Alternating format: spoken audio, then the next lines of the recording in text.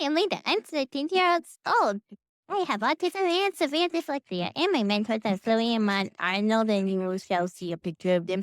And also, I love urban, and I love Hollywood, and I love my puppy. And also, it's all about you now. This my artistic self, and also I stumbled here, blah blah blah. Thanks, Michelle, for agreeing to come on Lita's Tap Styles podcast. And thanks for agreeing to be Thank you Lita's for first interview. I love it. I'm so excited. I am too. For our listeners, and our audience, I had to write this down because my brain does not like remembering stuff. But Michelle Choairy, and I messed up that last name, I know I did, is a mom of a complex kid. She has been her son's best advocate and has learned through the years what it takes to get the best care for her child. She is the founder of Collective Wisdom for Complex Kids, a support group for mothers with children with disabilities. She has a passion for helping families reevaluate and prioritize their dynamics, along with guiding them from confusion to clarity while raising complex children. And thank you so much for coming on again. Lita, do you think you can ask the questions? Please. You just, come on. I have very special just for you. But sorry, I understood the advocate. She was breaking up a little bit. Lita, can you try that one more time? Because I think you were being really mousy with your voice. Just one more time. Like normal, everyday voice would be great.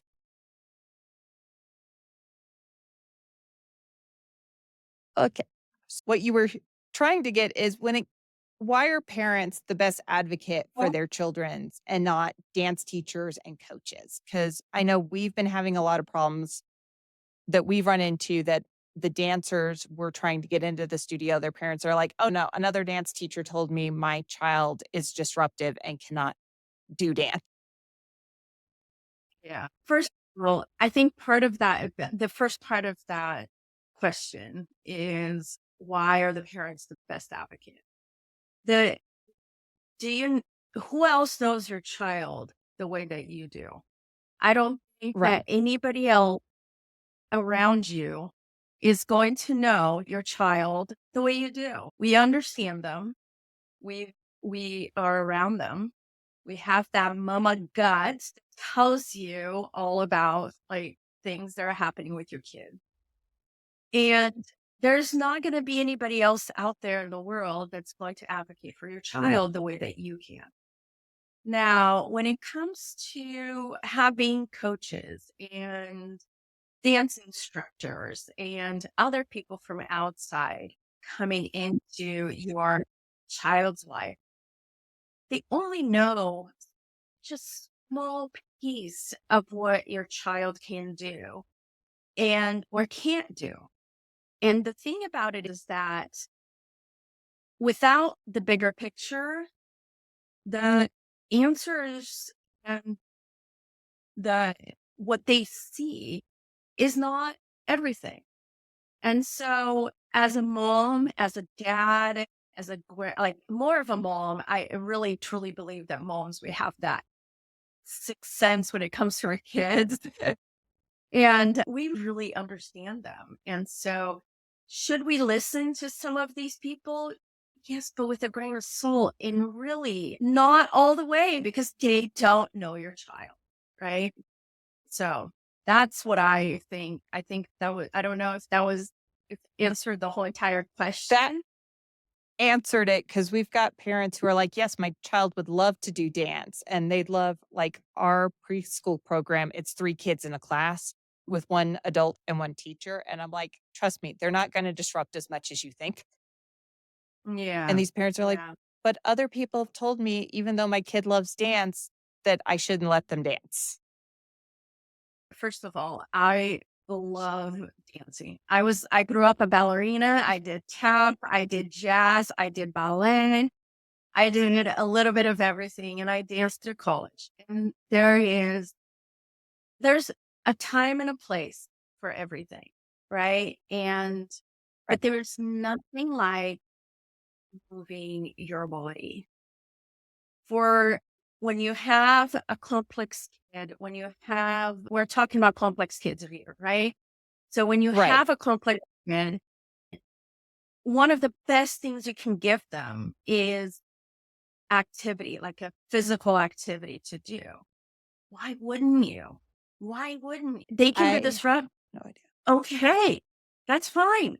Let's walk out, give it a couple minutes. We'll walk back in. I'm I agreeing just, with everything you're saying.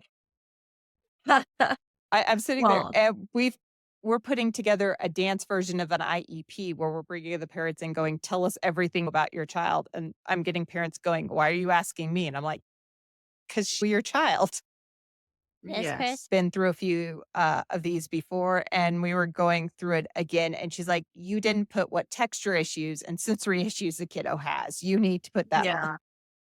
yeah, yeah. At That's some right. point, the kids start mirroring that. Let's see if I can talk today. And they can start taking over their own advocacy, but it's a little easier if they watched you do it. Yeah, and that's why it's so important to start this when they're young, right? First of all, early Oh, yeah. intervention is what you want and what you need. And so you have to start that from the beginning when they're young. And as they grow, you need to teach them how to advocate for themselves. So I'll tell you a quick story. My son, he's my complex kid, right? And we tried a lot of different sports. We tried basketball. We tried soccer. We tried, what else did we try with him? Swimming, he loved, but now he doesn't want to do it anymore. But it wasn't until we found a place for him that we couldn't get him to really enjoy and participate. Now, if your child enjoys and participates and they want to do something, why not give that to them? So, Right. my daughter dances, and my son is always asking about, oh, can I go to dance? Can I do ballet or whatever? And he is just so busy with therapy and things like that, that we really didn't have a lot of way of putting him there. But they had this summer camp that was for like complex kids in one of the theaters here. It's a program that they run. And you know what? We went in there. We knew that there were going to be meltdowns. We knew that we were going to have to pull them out for a little bit, but they had the best time. He loved it. He was looking forward to going every Saturday. And it's the same thing with soccer right now. He's doing soccer and he has his friends that he's had since he was 3 years old. They're all in the same soccer team. And it doesn't have to be perfect. It doesn't. Oh. Life isn't perfect. The Lita has a mentor who's a professional tap dancer that she will pull a piece the moment she does it perfect on stage. She's, oh, I finally got it perfect. It's done. I'm never doing it again.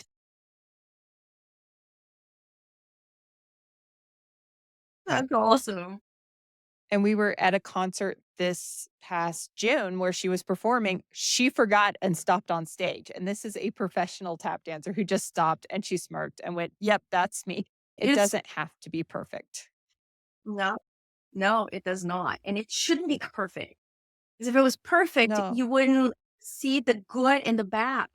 Like you wouldn't feel what's good and how it feels so good to be good, and you would not feel the bad either. You wouldn't know the difference. So let's not be perfect. It's not about that.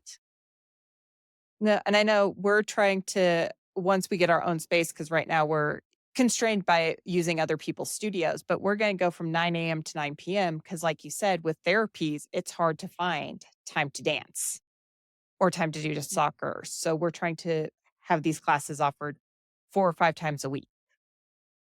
That's great. I think that what you're doing is amazing, especially opening those doors for the people that don't have those doors open and that are being told, no, you cannot come here. We have to advocate for these kids. They need to have the same opportunities and that typical kids will have. We have to do that. They And deserve it. So do they're we. the parents deserve it, the kids deserve it, and these kids are amazing kids. They're more than just a diagnosis once you get though that diagnosis does run a lot of your life at times, the therapies and everything. But it's also nice Yeah. to set it aside and do something normal like soccer or swimming or dance and be Yeah. we're wanting to make it where the parents can come and have that support group. Because some of these Mhm. parents, I was talking to someone who's I didn't know I could get a copy of my child's IEP from the school. I was like, I thought that Oh, was just common gosh. knowledge. That is a That whole was other can of Amanda. I'm just like, this is not the first person I've talked to who's I did not know I could advocate for the IEP. And I'm like, is your signature on it? Yes. Then you get a copy of it. Oh my gosh. And And, honestly, one of the things that I'm trying to help some moms do is understand your rights and understand how to become an advocate. How do you know? How do you learn to become the advocate for your child? You have to study. You have to like spend time trying to understand what it is that's happening in your child's life. You can't just let somebody else dictate what's happening at school, what's happening in therapy. You got to be part of it. You have to. and you have to study it. And maybe this is me coming from having autism myself. I'm like, I want to study it. I want to know what all the new papers are so that when a therapist suggests something, I can go, so I read that paper and this is my opinion on what you just said. Yes. Or you can even ask about new things. They might not even know. Yeah. And I go ahead. oh, I was gonna say, and that's true. I've had people who've gone, "Oh, how long ago did that paper?" And I was like, "That was 5 years old. How have you not had time to read it yet?" Yeah. Drake's pediatrician, it's funny because instead of me going to her for a lot of these things, she actually comes to me. She's, hey, I have a kiddo that has been diagnosed with childhood apraxia of speech. Who should I send them to? Or I need to find a good child psychologist. Who do you go to? So I keep getting those questions. And this is coming from a pediatrician, from a physician, right? But Yeah. why are they doing this? It's because they know that I've done my research. They know that my child is doing well because of that research. And I am just all over the place, making sure that things are being done the correct way for him. And Which you really, have to do as a mom. yes. And it goes back to that first conversation in the beginning of this conversation. It's about you are the best advocate for your child. There's nobody else. And that never disappears. Though went on a rant on one of our previous podcasts about parents letting their kids fly a little while they're at home. Because once they turn 18, Not you aren't my fault. Oh, yeah. she hangs out with a lot of 30 and 40-year-old autistic people who are like, "This stuff happened. You weren't advocating for me, mom and dad. Why should I be around you now?" Oh, And you yeah. didn't Yeah. but once you turn 18 or your kid turns 18, while you still wanna advocate for them, you're not necessarily allowed in those rooms anymore. Yeah. And that's why you have to make sure that you have process in place, something in place before that comes into play. But yes, I have not been in those shoes. I have not crossed that line yet. I don't know that I have a lot of information for that, but yes, I can only imagine like having to give that up after 18 years of advocating for your kid. And then after 18, it's here you go. You got to do this yourself. And my friends and I all crossed it on the other side as the kids turning 18, and we didn't necessarily know what was out there for us. Hmm. And we're like, "Oh, where are these resources?" So here in the state of California, um, Drake, my son, has a genetic disorder. He's one of out of 190 kids in the world. And he has a lot of diagnoses under that genetic disorder. And once we got the genetic disorder diagnosis, we actually went to the state and we were able to enroll him in a state funded program. They don't do much while he's in school. So from 3 to 18, like they help with like rest of hours and certain things like that. They don't help too much. The one thing that they do is they are there for after they turn 18 years old. So the state here in California actually has a really good program that they will, if anything were to happen to me, my husband, like my kid is taken care of through they put them in homes, they make sure that they have jobs and things like that. I have not crossed that line yet, but I wanted to make sure that right now, as soon as I got this diagnosis, that, you know what, I need to get him in there because I need to set him up for that, to have that when it comes for him. And sometimes you just say ahead of time, Yeah, you do. And that advocating when they're young really pays off when they're old for sure. because, like you said, you've got a lot of that pre-set up. How do parents, you and I know where most of these resources are. How do parents learn about these resources? Oh, I mean, the trial and error, burning, fire. I don't know.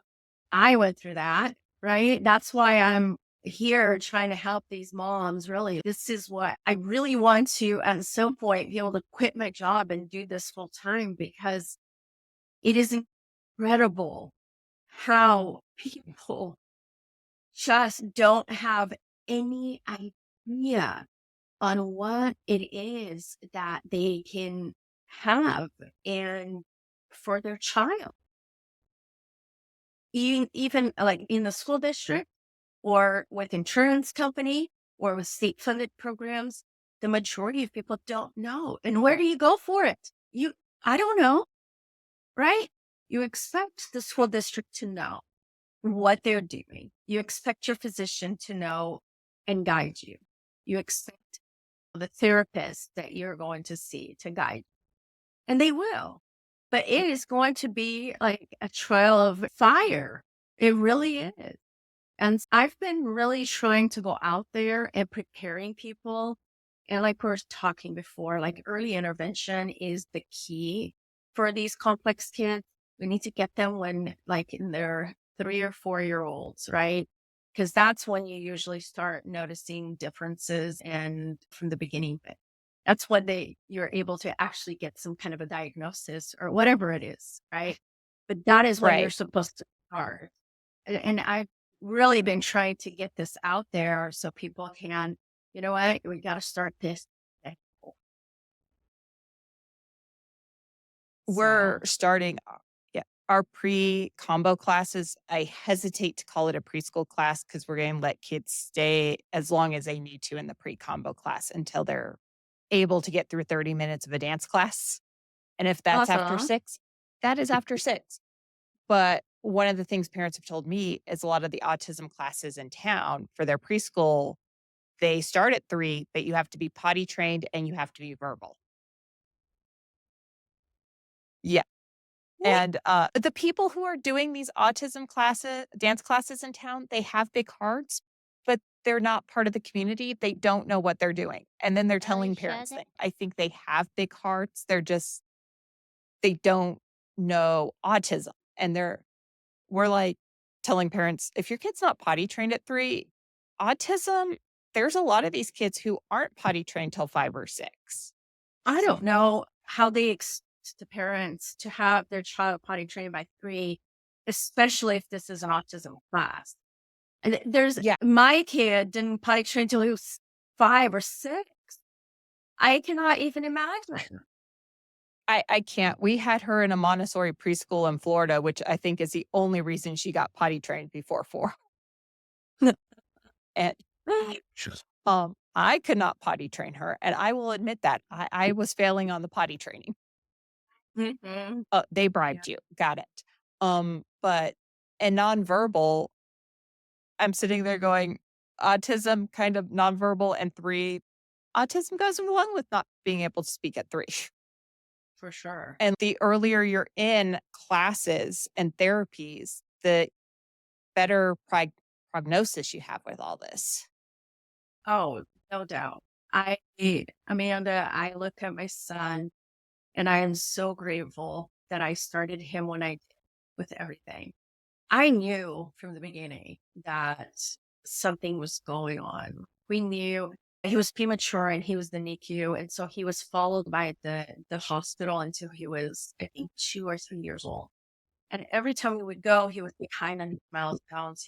And he wasn't talking at all. And so they really, and not to be, they, unfortunately these days, fortunately and unfortunately, they, if the child is not speaking at a certain age, they go straight to, oh, he has autism, right? And Right. so it, and to be honest, to this day, my son has not been diagnosed with autism. It just did not fit him. But had I just gone like with that, okay, we wouldn't have found so many other things that he has, because what would have happened was, okay, he has autism. So this is the treatment that we need to do for him. And, but it wasn't. ABA therapy never worked for my son. It never did. And so It we had didn't to work for do, Lita, and she's got autism. ABA therapy didn't work for you, and you have autism. But yeah. But one of the reasons she was yeah, diagnosed so young is because both her dad and I have autism. And so it was like, oh, that fits. you fit. Yeah. I was also the one going to the doctor going, okay, here's the physical things that come with autism. We need to test her for all of these. Isn't that crazy, Amanda, that you have to tell them what to test for? I know. And we've, yeah, it's like we've continuously, because know so many people who get their kids diagnosed in the school. And I'm like, did you go get them checked for silent seizures? Because girls with autism have over an 80% chance of having silent seizures. Girls with Mhm. autism have heart issues. Boys with autism, it's 60% of them have heart issues. 75% wind up with grand malls. And these parents are like, I thought this was just an education thing. Oh my gosh. Yeah. You have to know, you have to study, you have to look for it. It's not Yes. as easy as just giving a diagnosis. It's not that easy. I wanted to plug your website because I think the group you're forming is amazing, amazing resource for moms and such out there. So can you tell us a little bit about that real quick? Sure. So my website is wisdom, the number four, complex kids. So wisdom, number four, complexkids.com. You can also find me on Facebook, Wisdom for Complex, and on Instagram, on social media. You can also look up my name. It's a hard name, but it's a very unique name. So you're not going to run into another Michelle Choairy around. But that is how you find me. And I would be glad and happy to help anybody that needs this assistance, because we really help the moms and dads go through the program of, you need to find the correct team to help your child. You have to take care of yourself. You have to learn the IEP. What is an IEP? You have to learn how to talk to school district. And everybody asks me, why did you use complex? And because if you have a complex kid, you have a complex kid. And it doesn't matter what diagnosis it is. You still need to know the same exact things that I'm going to teach everybody that has a complex kid. They need to know it. So anyway, that was a roundabout way, but wisdom for complex kids. That's me. That's how you're going to find me. I do lives, I do trainings, and I would love to have you. My group is called Thrive. That's the name of my method. And I would love to have anybody just, if you go on my website, just click and set up a call with me, and I'll be so happy to talk to you. And we're going to make sure that it's linked down in the description below. And Lita's got a website now, and we've got you listed under the guest tab. So it's going to live there with links to your website and everything on there, Thank along with you. links Thank to you this so much. episode. I Yeah. really, what you're doing, I did 20 years of working with members of freelancing with members of Congress who would call me up and go cut through the red tape for all these parents. Oh, And it's it not just autism, but anything to deal with TRICARE. I'm more in the military side, and which was grateful for me because when Lita came along, I knew where all the red tape was and how to snap it right away. yeah, yeah. But having a place and a resource where someone can walk you through what an IEP is, what your rights are with an IEP, what the school system has to give you. Like when she was diagnosed, should have been child find. And they're like, she's nonverbal, so we're not going to give her speech and language pathology. No, how it goes. That's Yeah, not how this it goes. people said they were gonna call a cop on the child because apparently me throwing it down your tantrum is aggressive, but a boy literally throwing a hammer at a grown person isn't something that somebody should be calling someone over because I saw a boy try to throw a hammer at a person's head. Also tried to then use that hammer to break said person legs, but apparently that wasn't aggressive. And the ABA therapist she originally had went into her Montessori preschool. Montessori preschools are not traditional preschools, and it threw the poor new ABA therapist. Lita threw a fit because she didn't have responsive or expressive for her abilities when she was a kid, which is really fun to watch with a kid with just that nonverbal. As you can tell, she now speaks. Yeah, no, I love And that. I love to hear her voice. the ABA therapist, Lita started throwing a fit, and the ABA therapist she's being aggressive because with autistic girls, throwing a fit or having a meltdown is considered aggressive. And but one of the boys in class throwing a hammer, that's just boys will be boys.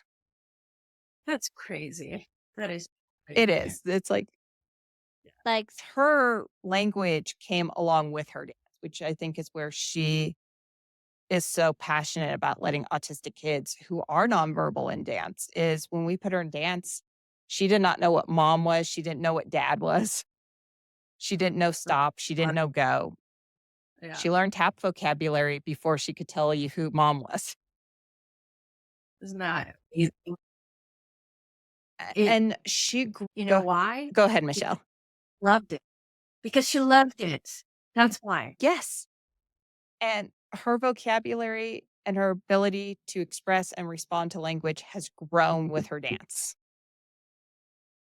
Yeah. And can I promise that for every parent? No. You should let your kids try things. Yes. Yes. Don't isolate them. I think that is one No. of the things that we do. And to be honest, as a mom in the beginning, for me, it was really hard. And we did isolate ourselves because, like, we would take my son to a restaurant and like we had to walk. It was like my husband would sit down to eat and while I was walking around with him. And then I would come and sit down to eat while he was walking around with him. And this is how family dinners would go. And so we really isolated ourselves. What I found is that by doing that, you go into a really bad place mentally and physically for yourself and for your child. So what we found that was the best thing for this was actually find parents with the same interests, the same issues at home.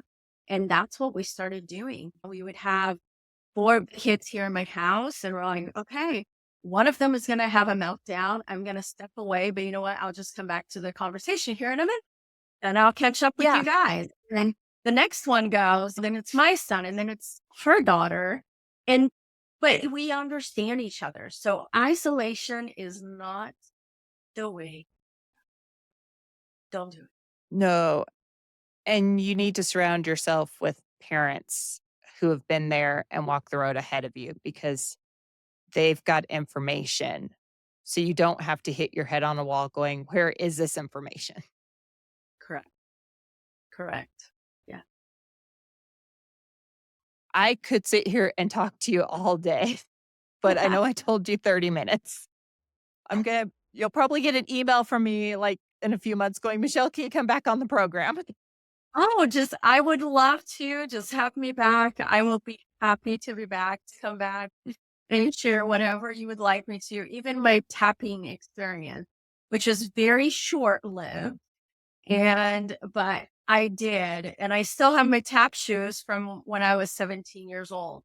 So maybe I should break those out and Lita can teach me, or we can do a visual podcast. Yeah. She's nodding excitedly over there. I I saw would that. say you could do ballet with her, but she hates ballet. Oh, yeah. Let me tell you. That's how I popped out my hip. Why wouldn't I will tell you, it's She been did. over 30 years. She what? She popped her hip out of joint doing ballet. Oh my God. She was 11 months. She shouldn't have been trying a pirouette. She tried a pirouette. She popped it out of joint, and the pediatric orthoped went, let's just see if it'll grow back into joint. Fun fact, it didn't. Oh my. And so now she has a bad hip. And when you're in ballet class with a bad hip, they're like, it's not a ball joint anymore because the ball grew out outside the hip. Oh my Oh, gosh. and don't forget, everybody keeps telling me that ballet did nothing wrong. Like, ballet is a person. It's not a person. I can blame it if I want to blame it. It's not a freaking person. Stop acting like it's a person. It doesn't have feelings. It's a type of dance form, not a person. She's had a lot of ballet teachers tell her things like, oh, you can just make your hip work like a ball joint, or if you do enough ballet, it'll just pop back in. Wow. Fun fact, I'm 13. I don't think it's popping back in anytime soon. If it doesn't pop in back before my 14th birthday, I don't think it's popping back. Probably But yeah, true. we'd love to. Yeah. As you can tell, when she actually starts talking, she can be opinionated. She did not do even minor sentences until she was like 6. So No, that's amazing. I love it. She has her Yes. opinion, and that's good.